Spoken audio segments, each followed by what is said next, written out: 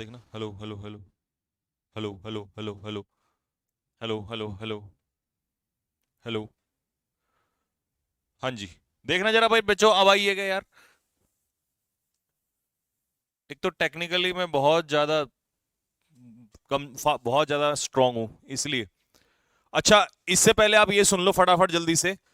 आज क्योंकि मंडे है और मंडे से मॉक टेस्ट स्टार्ट हो रहे हैं, तो 3 मॉक टेस्ट आज आप लोगों को मिलेंगे। पहला mock test, first mock test मिलेगा एनडीए का। अभी मेरी क्लास जैसे खत्म होगी उसके 1 घंटे बाद टेलीग्राम में तीनों के मॉक टेस्ट आ जाएंगे। पहले दिन 3 मॉक टेस्ट मिलेंगे, फर्स्ट एनडीए। दूसरा मॉक टेस्ट जो मिलेगा आपको एयरफोर्स का मिलेगा।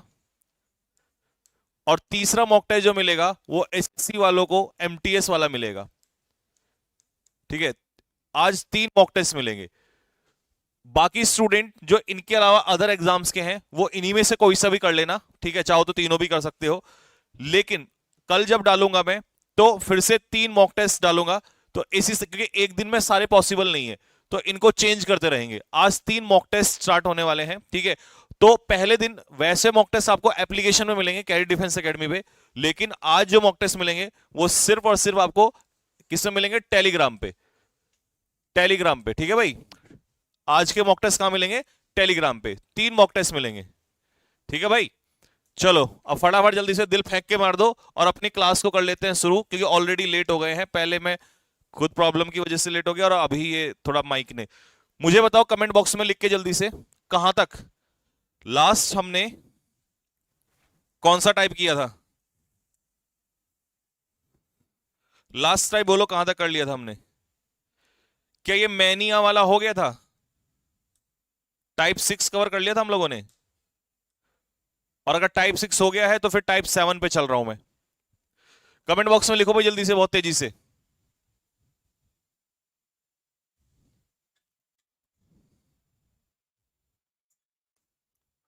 हाँ जी, सर को पटक पटक के प्रणाम। बताओ जल्दी से, बहुत तेजी इसके साथ।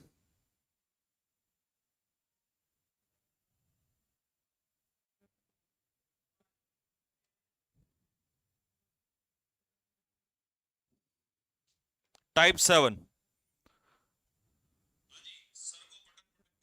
चलिए, टाइप 6 कंप्लीट हो चुके हैं। अब सुनना भाई ध्यान से, धीरे धीरे टाइप बढ़ते चले जाएंगे, ठीक है। टाइप 7 क्या कह रहा है आपसे? टाइप 7 कहता है कॉन्सेप्ट ऑफ मच। मच के बारे में जरा ध्यान से सुनो। सबसे पहले जब हम मच की बात करते हैं तो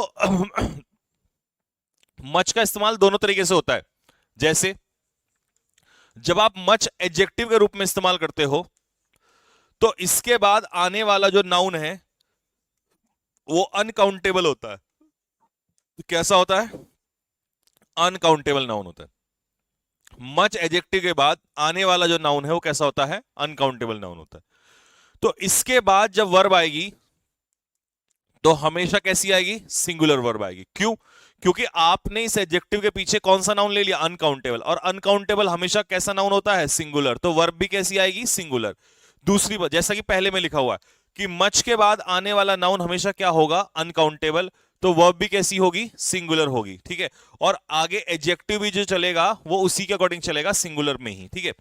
ये तो हो गया पहला। दूसरा, जब मच के बाद कोई नाउन ना लिखा हो, मान लो सॉरी, मच के बाद सीधा वर्ब आ जाए तो मच उस समय पर एडजेक्टिव नहीं होगा। मच उस समय पर क्या होगा? प्रोनाउन होगा। लेकिन उस समय पर भी ये कैसा रहेगा? सिंगुलर ही। अनकाउंट मतलब सिंगुलर। एक सेकेंड यार, सिंगुलर। तो वर्ब भी कैसी रहेगी? सिंगुलर। पानी देना। दोनों। और पेज नंबर लिखे हुए हैं कि पीछे से 1 से और 3, पेज नंबर 117 एक ही करते।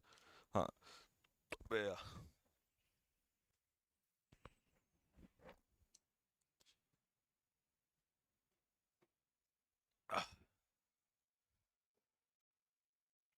चलो। तो ऑप्शन नंबर बी में क्या लिखा हुआ है? एक सेकंड। ऑप्शन नंबर बी में क्या लिखा हुआ है? मच इसके बाद हमने कोई नाउन नहीं लिखा, तो इसका मतलब यहां पर ये किसका काम करेगा? प्रोनाउन का। और यहां पर मच क्या है? एडजेक्टिव है। तो इसके बाद ये क्या है? अनकाउंटेबल नाउन यानी कि सिंगुलर नाउन। तो यहां पर ये एडजेक्टिव का काम करेगा और यहां पर ये प्रोनाउन का काम करेगा। ठीक है भाई? तो इसके बाद कैसी वर्ब आएगी? सिंगुलर वर्ब आएगी। होपफुली आपको ये बात समझ में आ गई होगी।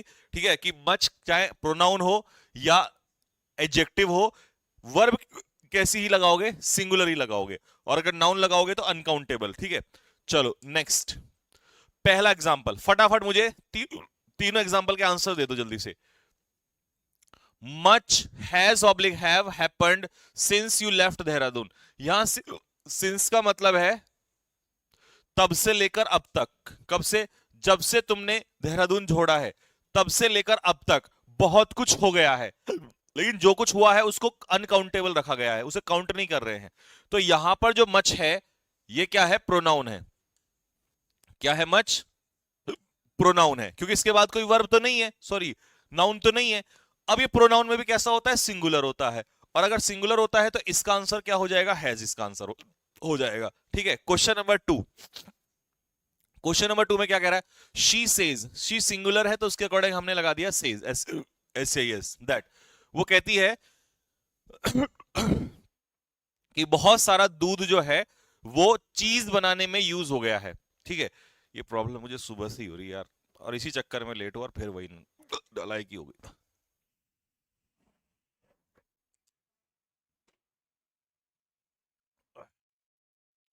She says that much milk. अब देखो यहां पर मच के बाद क्या आ गया? नाउन। लेकिन कैसा नाउन आएगा? Uncountable noun.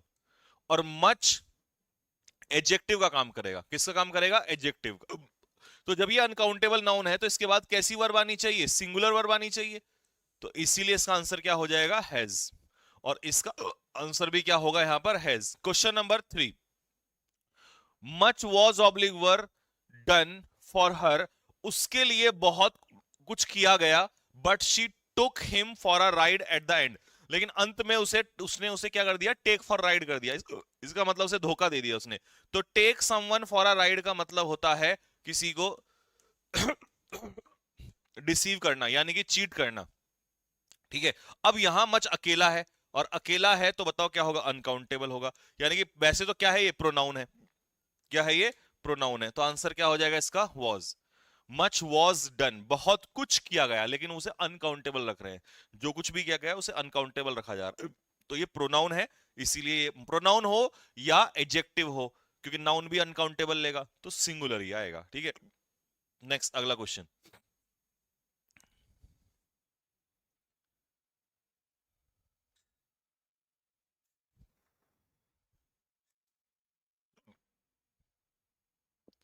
नेक्स्ट अगला क्वेश्चन। अच्छा, मच वाला आपको समझ में आ गया बच्चों? जल्दी से, अगर आपको मच कॉन्सेप्ट समझ में आ गया हो तो फिर मैं टाइप 8 पे चल रहा हूं, जो कि बहुत धमाकेदार होने वाला है। कमेंट बॉक्स में लिख दो कि सर समझ में आ गया है, बिल्कुल हमें अच्छे से, कोई डाउट नहीं है। देयर का कॉन्सेप्ट स्टार्ट होगा, लेकिन मैं देयर से पहले अपने ही तरीके से आपको ये देयर का कॉन्सेप्ट समझाऊंगा, क्योंकि ये काफी ज्यादा परेशान करता है बच्चों को आगे चल के। एक बार फटाफट जल्दी से लिख के बता दो कि सर देयर, वो सॉरी, मच वाला कॉन्सेप्ट आ गया है समझ में। कॉन्सेप्ट ऑफ देयर, ये पिक्चर जरूर बना लेना, तो फिर डेफिनेशन जो मैंने इतनी लंबी लिख रखी है वो रटनी नहीं पड़ेगी आपको। कॉन्सेप्ट ऑफ देयर, किसी भी वाक्य में देयर का यूज दो तरीके से होता है। एक तो डमी सब्जेक्ट के रूप में, डमी सब्जेक्ट, या दूसरा नाम है इसका इंट्रोडक्टरी सब्जेक्ट। इंट्रोडक्टरी सब्जेक्ट, या तो डमी सब्जेक्ट कहोगे इसे, या फिर इंट्रोडक्टरी सब्जेक्ट। या होता है adverb of place. Adverb of place दो तरीके से इस्तेमाल होता है। कैसे पता चलेगा आपको कि कब कब किसके रूप में इस्तेमाल होता है? तो एक और पेज बढ़ा देता हूं इसके आगे। देखो, अगर सेंटेंस के शुरू में यूज हो रहा है, मान लो मैंने आपसे कहा आई एम गोइंग देयर, मैं जा रहा हूं वहां, तो यहां गोइंग क्या है? वर्ब है। और जब भी ये वर्ब की विशेषता बताएगा उस समय पर ये क्या कहलाएगा? Adverb of place. ये मान लो कि पेज खोल दूंगा मैं ग्रामर के, अब बड़े ध्यान से समझते रहना, ठीक है, क्योंकि रट्टे नहीं लगाने, समझना है। दूसरा, अगर मैंने कहा देयर वॉज अ किंग, वहां एक राजा, सॉरी एक राजा था। दूसरा, there was oblique were, there was oblique were two girls in the class, class में दो लड़कियां थी। अब सुनो ध्यान से, जब किसी वर्ब के बाद देयर आएगा तो वहां पर वो एडवर्ब ऑफ प्लेस होगा। उस समय पर इसका वर्ब से कोई लेना देना नहीं है, ठीक है, क्योंकि वर्ब हमेशा किसके अकॉर्डिंग आती है, सब्जेक्ट के अकॉर्डिंग आती है, ठीक है। लेकिन जब भी सेंटेंस में देयर से वाक्य की शुरुआत होगी तो उस समय पर आप इसे कहोगे डमी सब्जेक्ट। डमी सब्जेक्ट का मतलब है इसका कोई अर्थ नहीं होता, बस इसका सेंटेंस को स्टार्ट करने के लिए यूज किया गया है।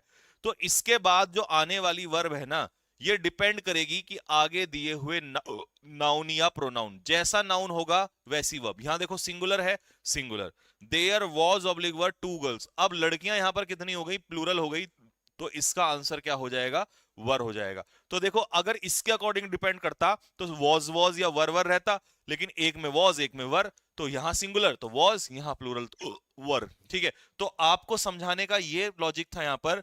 अब आ जाओ पीछे, कि कभी भी कोई पूछे कि देयर का इस्तेमाल कैसे होता है, तो दो तरीके से होता है। जब सेंटेंस के शुरुआत में होता है, लिख देता हूं और थोड़ा सा अच्छे से, है ना, शुरुआत में, तो ये डमी सब्जेक्ट होगा। लेकिन जब ये वर्ब के बाद होगा, वर्ब के बाद मतलब किसी वर्ब को क्वालिफाई करेगा, तो उस समय पर होगा एडवर्ब ऑफ प्लेस। मुझे नहीं लगता कि कोई बच्चा ऐसा होगा जिसको ये बात समझ में नहीं होगी।